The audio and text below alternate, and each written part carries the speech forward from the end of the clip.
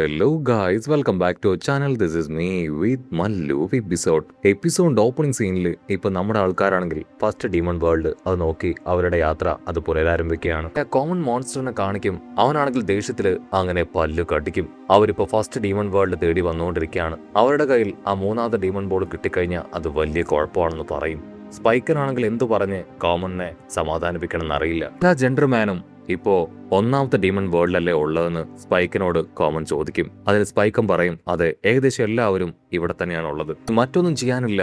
അവർ ഈ ഒരു number 1 demon വേൾഡിലേക്ക് വരാതിരിക്കാനായിട്ട് ആ ഒരു വാർപ്പ് അത് സ്റ്റോപ്പ് ചെയ്യണം, അതേ ഇനി ചെയ്യാനുള്ളൂ പറയും. അത് കേട്ട് സ്പൈക്കനാണെങ്കിൽ ഷോക്കാവും. നിങ്ങൾ എന്തായി പറയണേ? ഡീമൺ വേൾഡിന്റെ ചരിത്രത്തിൽ ഇതുവരെ വാർപ്പ് ആരും സ്റ്റോപ്പ് ചെയ്തിട്ടില്ല. അതിന് കോമൺ ആണെങ്കിൽ ദേഷ്യപ്പെട്ട് പറയും, ഇപ്പൊ നമ്മൾ ചരിത്രം അത് തിരുത്തി കുറിച്ചേ പറ്റൂ, എത്രയും പെട്ടെന്ന് ആ വാർപ്പ് അത് സ്റ്റോപ്പ് ചെയ്യും. അത് കേട്ട് ഇപ്പൊ സ്പൈക്കനാണെങ്കിൽ ആ വാർപ്പിന്റെ മെയിൻ റൂമിലേക്ക് കടന്നു വരികയാണ്. അവനാണെങ്കിൽ അത് എനേബിൾ ചെയ്ത് അതിനെ ലിവറിന്റെ അടുത്തേക്ക് എത്തും. ഞാൻ എന്തിനാണ് ഇത് ചെയ്യുന്നത്? പക്ഷെ കോമൺ അദ്ദേഹം പറഞ്ഞ കാര്യം ചെയ്യാതിരുന്ന അദ്ദേഹത്തിന് ഒരുപാട് ദേഷ്യം തോന്നും. എനിക്ക് വേറെ വഴിയില്ല എന്ന് പറഞ്ഞ് അവൻ ആ ലിവർ അങ്ങനെ താഴ്ത്തുകയാണ്. അടുത്ത നിമിഷം ഫ്ലൈ ചെയ്തുകൊണ്ടിരുന്ന വാർപ്പ് അതങ്ങനെ സ്റ്റോപ്പ് ആവുകയാണ്. അവനാണെങ്കിൽ കുറ്റബോധത്താൽ തല താഴ്ത്തും. അതേസമയം ആ വാർപ്പിന് മേലെ ഇപ്പൊ തണ്ടറൊക്കെ അങ്ങനെ വീശി അടിക്കുകയാണ്. നമ്മുടെ ആൾക്കാർ വന്നുകൊണ്ടിരുന്ന ആ പേടകം അതിപ്പോ കുറേശ്ശെ തകർന്ന് താഴേക്ക് പോകാനായിട്ട് തുടങ്ങും. ഉമാന്റെ കയ്യിൽ നിന്ന് ഇപ്പൊ അതിന്റെ കൺട്രോൾ പോവാണ്. നമ്മുടെ ആൾക്കാരാണെങ്കിൽ ഓരോ ഭാഗത്തേക്ക് തെറിക്കും. ഉടനെ എന്താ സംഭവിക്കണേന്ന് ചോദിക്കും. എന്താണെന്നറിയില്ല, ഇപ്പോ സ്പേസ് ഷിപ്പ് ആ താഴേക്ക് പോയിക്കൊണ്ടിരിക്കുകയാണെന്ന് പറയും.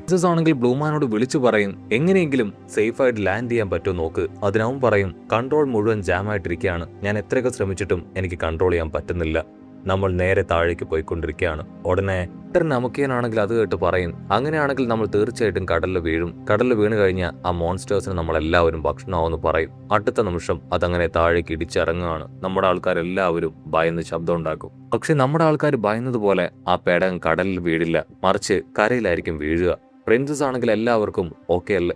ആണെങ്കിൽ എല്ലാവരോടും ചോദിക്കും, നിങ്ങൾ ഓക്കെ അല്ലേ, കുഴപ്പമൊന്നുമില്ലല്ലോ? അതിനവര് പറയും, കുഴപ്പമൊന്നുമില്ലെന്നാണ് തോന്നുന്നത്. പ്രിൻസസ് എല്ലാവരോടും പുറത്തേക്ക് ഇറങ്ങാനായിട്ട് ആവശ്യപ്പെടും. ഞാൻ ഈ സ്പേസ് ഷിപ്പിന് എന്താ പറ്റിയ ചെക്ക് ചെയ്യട്ടെ, എത്രയും വേഗം അത് റെഡിയാക്കണം. ഗോക്കുവും വെജിറ്റയും എല്ലാവരും ഇപ്പൊ പുറത്തേക്ക് ഇറങ്ങും. ഡിഫറെന്റ് ആയിട്ടുള്ള പ്ലാൻസ് ഒക്കെ കണ്ട് അവരെങ്ങനെ അത്ഭുതപ്പെട്ട് നിൽക്കുമ്പോൾ ഗോക്കുവിന് ഒരു പ്ലാന്റ് ആണെങ്കിൽ മുകളിലേക്ക് എടുത്തെറിയാണ്. അവൻ മറ്റൊരു ചെടിയിലൂടെ അങ്ങനെ ഉരസിപ്പോയി ഇപ്പൊ താഴേക്ക് വന്ന് വീഴും. പ്രിൻസസ് ആണെങ്കിൽ ചെക്ക് ചെയ്യും, അവരുടെ ഫ്ലൈറ്റില് ആ ടൂൾ ബോക്സ് കാണാനില്ല.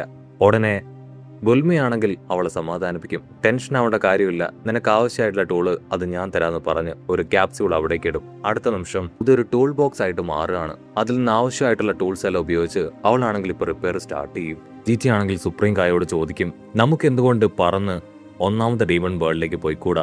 അതിന് സുപ്രീം കായ് പറയും, അങ്ങനെ പോകാനായിട്ട് കഴിയില്ല, വാർപ്പിലൂടെ മാത്രമേ നമുക്ക് അവിടേക്ക് കടന്നു പോകാനായിട്ട് പറ്റൂ. ജിറ്റിക്കാണെങ്കിൽ അത് കേട്ട് ടെൻഷൻ കൂടി വരും. അതേസമയം ആ എൽഡർ നാമക്കിയൻ ആളാണെങ്കിൽ വിളിച്ചു പറയും, ഇത് വളരെ അപകടമേറിയ ഒരു മേഖലയാണ്, ഇവിടെ നിൽക്കുന്നത് പന്തിയല്ല, എത്രയും വേഗം നമുക്ക് ഇവിടുന്ന് പോയേ പറ്റൂ, ഇത് പ്ലാനറ്റ് ഓഫ് മെഗയാണ്. അത് കേട്ട് ഇവിടെ സുപ്രീം കായാണെ പറയും, അതെ, ഇതിനെക്കുറിച്ച് ഞാൻ കേട്ടിട്ടുണ്ട്, ഈ നമുക്കൻ വേൾഡിലെ രണ്ടാമത്തെ മോശപ്പെട്ട സ്ഥലമാണ് ഇവിടെ ഒരുപാട് മോൺസ്റ്റേഴ്സ് ഉണ്ട്. സുപ്രീം ഡീമൺ കിങ്ങിന്റെ സോൾജേഴ്സ് പോലും ഇവിടേക്ക് വരാറില്ല. ഇവിടെ നിൽക്കുന്നത് സത്യത്തിൽ അപകടം തന്നെയാണ്. അപ്പാപ്പനാണെങ്കിൽ ഇപ്പോ ഭയവും ടെൻഷനും കൂടി വരും. ഓക്കു ആണെങ്കിൽ ക്യാഷ്ലായിട്ട് പറയും, നിങ്ങൾ ടെൻഷൻ ആവേണ്ട കാര്യമില്ല, അങ്ങനെ ആര് വന്നാലും നമുക്ക് അവരെ ഫൈറ്റ് ചെയ്ത് തോൽപ്പിക്കാം. ഇവിടെ ബ്ലൂമാൻ ആണെങ്കിൽ ഇപ്പോ പ്രിൻസസിനോട് പറയും, ഇത് വളരെ അപകടമേറിയ സ്ഥലമാണ്, നമുക്ക് ഇവിടുന്ന് പോകണം. പ്രിൻസസ് ആണെങ്കിൽ അസിസ്റ്റന്റിനോട് മുട്ടുകുത്തി ഒരു സ്റ്റൂള് പോലെ നിൽക്കാൻ പറയും. എത്രയും വേഗം ഞാനിതിന്റെ കംപ്ലൈന്റ് അത് പരിഹരിക്കാമെന്ന് പറയും. അതേസമയം ആ സയന്റിസ്റ്റ് ലേഡി ആണെങ്കിൽ ഇപ്പൊ വാർപ്പിന് എന്തോ ഒരു പ്രശ്നം പറ്റിയാലും തിരിച്ചറിയും. അതിനുശേഷം ബ്ലൂമാനുമായിട്ട് കോണ്ടാക്ട് ചെയ്ത് സംസാരിക്കും.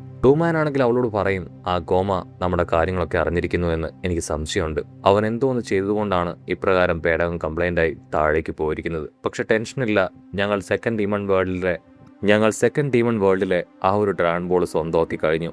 അങ്ങോട്ടേക്ക് വരാനാണ് ഞങ്ങൾ ശ്രമിച്ചുകൊണ്ടിരിക്കുന്നത്, എത്രയും വേഗം അവിടേക്ക് ഞങ്ങൾ എത്തും. സയന്റിസ്റ്റ് ലേഡിക്കാണെങ്കിൽ ഭയങ്കര സന്തോഷം. അങ്ങനെ ഒരു വിധത്തിൽ ബാക്കിയുള്ള 2 ഡ്രാഗൺ ബോൾസും എന്നെ തേടി വന്നുകൊണ്ടിരിക്കുകയാണ്. കട്ട് ചെയ്ത ഇവിടെ ബുൽമിയാണെങ്കിൽ അതിശയത്തോടു കൂടെ പ്രിൻസസ് ചെയ്യുന്ന കാര്യങ്ങളെല്ലാം നോക്കും. സത്യത്തിൽ ഇതുപോലുള്ള ഒരുപാട് കാര്യങ്ങൾ ഞാൻ ചെയ്തിട്ടുണ്ട്, ഇവിടെയുള്ള സാധനങ്ങളുടെ എല്ലാ എലമെന്റ്സ് ഡിഫറെന്റ് ആണ്, അതുകൊണ്ട് എനിക്കൊന്നും മനസ്സിലാവുന്നില്ല.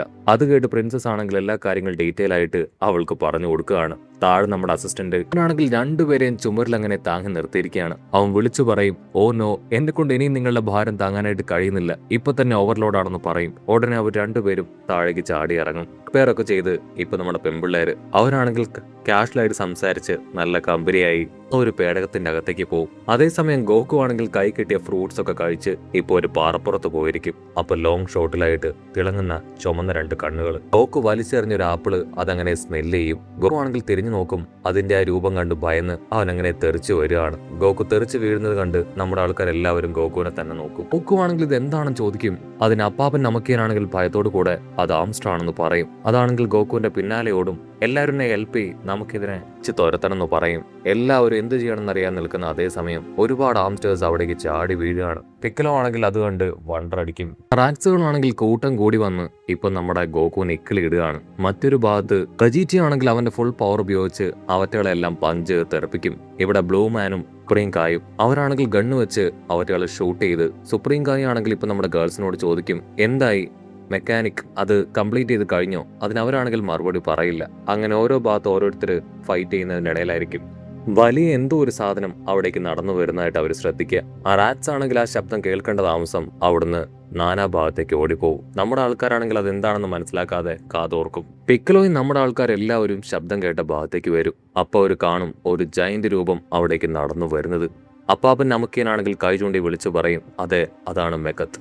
അത് മെക്കത്തിലെ ഒരു ചെറിയ കുട്ടിയാണ്. നമ്മുടെ ആൾക്കാരുടെ ഹാർട്ട് ബീറ്റ് ആണെങ്കിൽ അതിനെ കണ്ട് കൂടി വരും. ആ സമയം അതാണെങ്കിൽ അവിടേക്ക് വന്ന് കാലുറപ്പിച്ച് ചവിട്ടുകയാണ്. ആ ചവിട്ടിന്റെ പവറിൽ ഗോകുവാൻ ടീം ദൂരേക്ക് തെറിച്ചു. ഇതിന്റെ രൂപം കണ്ട് നമ്മുടെ ആൾക്കാർ ഓരോരുത്തരായിട്ട് ഞെട്ടുകയാണ്. വെജീറ്റയും ഗോകുവും വള്ളിയിൽ തൂങ്ങിക്കിടന്ന് അതിനെ തന്നെ നോക്കും. ഇവിടെ ആ ഒരു ഏജിന് നമുക്കേനാണെങ്കിൽ അതിനെ കണ്ടു പറയും, അതൊരു കുട്ടിയാണ്, അതിന്റെ കയ്യിലൊരു ബാഗുണ്ട്, അത് സ്കൂളിൽ പോയിട്ട് തിരികെ വരുന്ന വഴിയാണ്. നമ്മുടെ ആൾക്കാരാണെങ്കിൽ അത്ഭുതത്തോടു കൂടി അതിനെ നോക്കി നിൽക്കുമ്പോൾ അടുത്തുണ്ടായിരുന്ന വലിയൊരു മരക്കട്ടയിൽ അതിരിക്കും. അതിന്റെ ബാഗിലുണ്ടായിരുന്ന ബുക്കുകളും പെൻസിലുകളും എല്ലാം വെജീറ്റയ്ക്കും ഗോകുവിനും നേരെ വന്ന് വീഴുകയാണ്. അവരാണെങ്കിൽ എങ്ങനെയൊക്കെയോ കഷ്ടപ്പെട്ട് അതിന്റെ ഒന്നും ഇടയിൽ വീണു പോവാതെ പുറത്തേക്ക് വരും. ആ സമയത്ത് അതെന്തോ കടിച്ചു പറിച്ചു തിന്നുന്നത് കണ്ട അപ്പാപ്പൻ നമുക്കേനാണെങ്കിൽ അതിനെ സൂക്ഷ്മതയോടുകൂടെ നോക്കിയിട്ട് പറയും, വരുന്ന വഴിയിൽ കടയിൽ നിന്ന് എന്തോന്ന് വാങ്ങിച്ചിട്ടുണ്ട്, അതാണ് അത് കടിച്ചു പറിച്ച് തിന്നുന്നത്. കഴിക്കുന്ന ആ സ്നാക്ക് അത് മറ്റൊന്നുമല്ല, കടലിൽ കണ്ട ആ ഒരു വലിയ മോൺസ്റ്ററിന്റെ ഒരു പീസാണ്. അത് കണ്ട് നമ്മുടെ ആൾക്കാർ കൂടുതൽ ഞെട്ടും. ഉടനെ ആ ഒരു ജയന്റ് മാന്റെ പട്ടിക്കുട്ടി അതാണെങ്കിൽ നമ്മുടെ ആൾക്കാരെ സ്മെല്ല് ചെയ്ത് വരാനായിട്ട് തുടങ്ങും. നമ്മുടെ ആൾക്കാരാണെങ്കിൽ വലിയൊരു പാറയ്ക്ക് പുറകിൽ ഒളിച്ചു നിൽക്കും.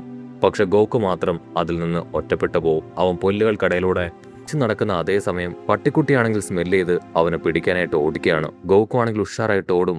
സിറ്റുവേഷൻ മോശമാവുന്ന കണ്ട ബ്ലൂമാൻ ആണെങ്കിൽ ആ ഒരു പട്ടിക്കുട്ടിയെ ഷൂട്ട് ചെയ്യുകയാണ്. അടുത്ത നിമിഷം അത് ഡൈവേർട്ടായി ഇപ്പൊ ബ്ലൂമാന്റെ നേർക്ക് ചാടി വരികയാണ്. അത് കണ്ട വെജീറ്റ അതിനെ പഞ്ച് ചെയ്ത് താഴെയിടും. ബ്ലൂമാൻ ആണെങ്കിൽ എനിക്ക് കുഴപ്പമൊന്നുമില്ല, പക്ഷെ ഒരു കാരണവശാലും അവറ്റകളെ എന്റെ അടുത്തേക്ക് വിടാൻ പാടില്ല, അത് വലിയ അപകടമായിരിക്കും എന്ന് പറയും. അതിനുശേഷം വെജീറ്റയും ഗോകുവും ചേർന്ന് അതിനെ അറ്റാക്ക് ചെയ്യും. ഗോകു ആണെങ്കിൽ ആ ഡോഗിന്റെ ദേഹത്ത് പെട്ടുപോവാണ്. അപ്പോഴായിരിക്കും കുറെ ചെറിയ ജീവികള് ഗോകുവിനെ അറ്റാക്ക് ചെയ്യാനായിട്ട് പാഞ്ഞു വരിക. അതുകൊണ്ട് ഗോകു ആണെങ്കിൽ പുറത്തേക്ക് ചാടി വരും. ആ നിമിഷം പിക്കലോ ആണെങ്കിൽ ആ ചെറിയ ജീവികളെ ചവിട്ടി കൊല്ലുകയാണ്. ആ പട്ടിക്കുട്ടി ആണെങ്കിൽ ഇപ്പൊ ആ പ്ലെയിൻ കാണും.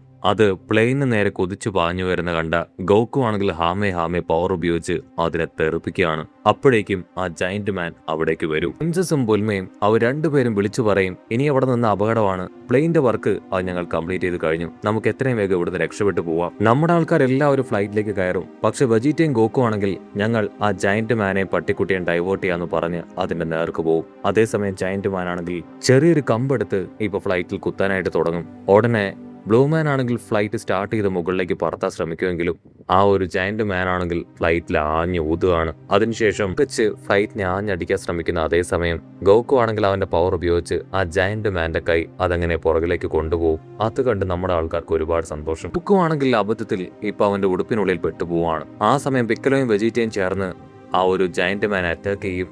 ഗോകു വീണ്ടും ഇവിടുന്ന് രക്ഷപ്പെടാനായിട്ട് ശ്രമിക്കുമ്പോൾ കാല് വഴുതി അവന്റെ ബാഗിലേക്ക് വീഴുകയാണ്. ഇവിടെ ജയന്റ് മാൻ ആണെങ്കിൽ കയ്യിലൊരു വലിയ കമ്പെടുത്ത് ഫ്ലൈറ്റിനെ ആഞ്ഞടിക്കാനായിട്ട് ഒരുങ്ങും. ആ സമയം സൂപ്പർ സയൻ മോഡിലേക്ക് മാറിയ ഗോകു ആണെങ്കിൽ സ്റ്റിക്കുമായിട്ട് വന്ന് ഇപ്പൊ ആ ഒരു സ്കെയിലിനെ ആഞ്ഞടിക്കുകയാണ്. പക്ഷെ അതിന്റെ പവറിൽ ഗോകു ആയിരിക്കും പുറകിലേക്ക് തെറിച്ചു വീഴുക. ആ ഒരു ജയന്റ് ആണെങ്കിൽ ഗോകുയെ ചവിട്ടാനായിട്ട് ഒരുങ്ങുന്ന അടുത്ത നിമിഷം ഇപ്പോ ബ്ലൂമാൻ ആണെങ്കിൽ ഫ്ലൈറ്റ് എങ്ങനെ താഴ്ത്തി കൊണ്ടുവന്ന് ഗോകുവായിട്ട് രക്ഷപ്പെട്ട് പറന്നു പോകും. നമ്മുടെ ആൾക്കാരാണെങ്കിൽ ഇപ്പൊ എങ്ങനെയൊക്കെ രക്ഷപ്പെട്ട് പറന്നു പോവാണ്. ഉടനെ വെജീറ്റ ആണെങ്കിൽ ആ ഒരു എൽഡർ നമുക്കിനോട് ചോദിക്കും, ഇതിലും മോശമായിട്ടുള്ള നമ്പർ 1 പ്ലാനറ്റ് അത് ഏതാണ്? അതിന് അദ്ദേഹം പറയും അങ്ങനെയൊന്നുണ്ട്, ആണ് പ്ലാനറ്റ് ഗിഗ. അവിടെ ഇതിലും വലിയ മോൺസ്റ്റേഴ്സ് ഉണ്ട്. ഇവിടുന്ന് അങ്ങനെ ബ്ലാക്ക് ഔട്ട് ചെയ്ത ഫ്ലൈറ്റ് അങ്ങനെ മുൻപോട്ടേക്ക് പോകുമ്പോൾ വളരെയധികം കളർഫുൾ ആയ ഒരു സ്ഥലത്തേക്ക് വരികയാണ്. നമ്മുടെ ആൾക്കാരെല്ലാവരും ആ ഒരു സ്ഥലം കണ്ട് ആസ്വദിച്ച് നിൽക്കുന്നതോടു കൂടെ ഈ ഒരു എപ്പിസോഡും അവസാനിക്കുന്നു.